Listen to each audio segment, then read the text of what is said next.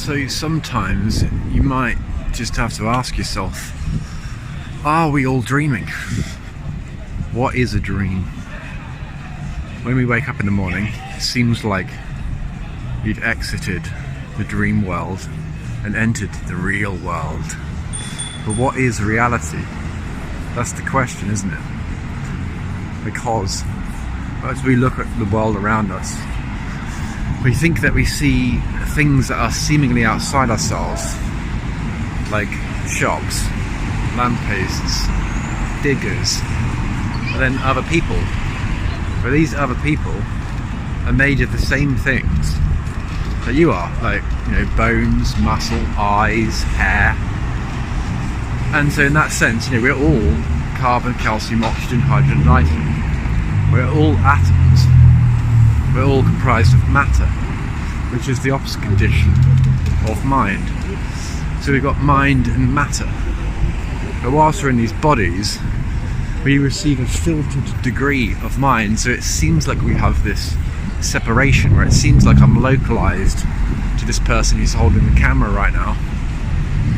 But what if that isn't true? What if my presence, what if my existence, what if my consciousness is non-local? What if we are actually the universe, and that consciousness is more like a signal, something that we receive, just like the internet, just like Wi-Fi?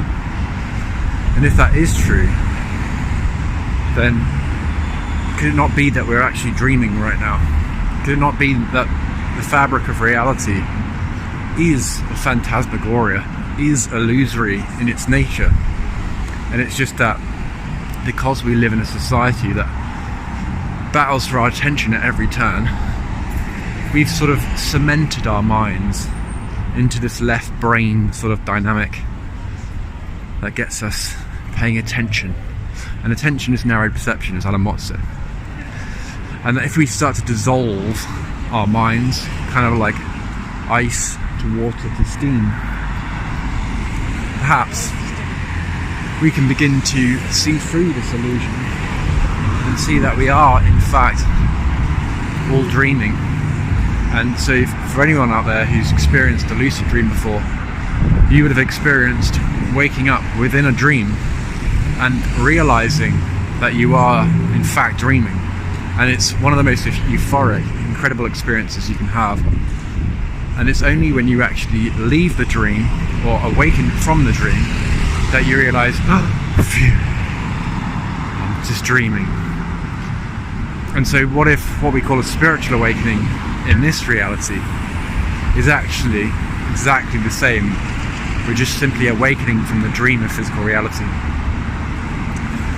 And so it's so difficult to have this experience, like I was saying earlier, when your attention is focused so much on the external world that seems external to us, but is in fact a universal mind of which we are all a part of. And it's just that it's fractured, kind of like the branches of a tree. We are all these seemingly independent nodes of a holistic underlying network, and it differentiates itself in incredibly rich and diverse ways. But ultimately we're all very much intrinsically connected and tied at the root of creation, or the tree if we follow that analogy. And so we think we're just the leaves, but actually when we awaken we realise that we're also the buds, we're also the twigs, we're also the branches, we're also the trunk, and we're also the roots. We're all of it. And we've shifted our awareness to a more holistic perspective. And it's just interesting as we walk around, like this is London, East London, Shoreditch, and so many people don't question their reality. They don't look up into the sky. They don't think, hang on a minute, where am I? What am I? What's going on? Am I not spinning around on a microscopic little rock in space? And this is actually very much unlike children who do this. They still have these questions. They ask the most incredible questions to their parents and teachers, and they often get dismissed as childish and funny. But actually that's our innate curiosity with which we enter this world in. And that's slowly lost throughout Western education, where we're just told and bombarded with what to think, as opposed to actually thinking. And so in lieu of that curiosity, we have instead been transfixed by screens left, right and centre.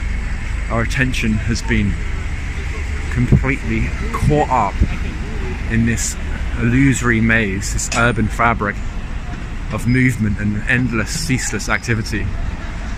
And it's actually this separation, it's a more hermetic lifestyle, as we realise from mystics and gurus, those who have separated themselves from society, the philosophers and some artists, and of course the story or allegory of Christ, the missing years of Christ.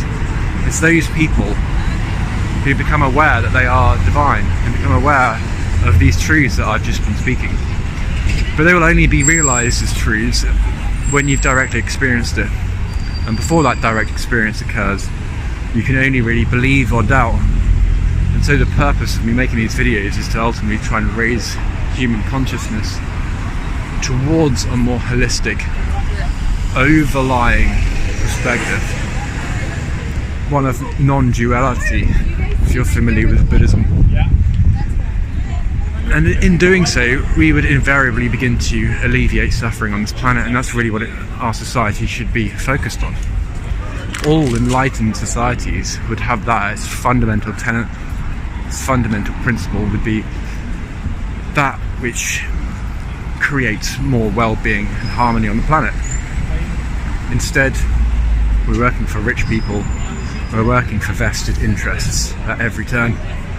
And so I'm hoping that people can begin to stimulate a divine intuition, their innate curiosity to attain higher levels of consciousness, and so that we can eradicate poverty from society. We can also alleviate inequality. And that's why I've set up humanityknected.com, because only when shelter, energy, food and water become human rights will we have the freedom to start contemplating our being and to start actually meditating and considering these thoughts and engaging with philosophy. Because without this, philosophy simply meaning the love of wisdom, so Sophia being the Greek goddess of wisdom, and without that, then where are we? We are experiencing the fruitage of an education system that cares not for our well-being, not for our evolution, personally and socially, but rather it simply seeks to maintain our consciousness in a very restricted modality that goes to work, comes home, and repeats that process, much like automatons. And it's a sad state of affairs that we find ourselves in, but I'm sure that if we all come together, we can do what the government should have been doing from day one, which is creating true freedom on the planet. And so if you'd like to join that movement, if you'd like to be a part of that, then please visit humanityknected.com. Connect, share, support. Those are the 3 steps that we can all directly engage in to help create a better world, because we are the change, we are the people, we are the ones we've been waiting for, we are the 99.9% of this planet. We are the government. So we have to be the ones to change, and that's a hard truth and pill for people to swallow, but that's the fact of the matter. And so we need to come together and we need to improve the world day by day, and I'm sure we can achieve this very quickly if we can somehow get to the level of exposure and awareness that we need for these co-housing projects to be built in the world. So as I said, please visit humanityknected.com and check them out for yourself. You can just look through the virtual reality tour where I've designed these suburban projects, and also engaging in some philosophical discourse if you're interested in this. So anyway, that's it for this particular waffle or musing, however you may have felt there was. And I'll see you again for the next tour of East London.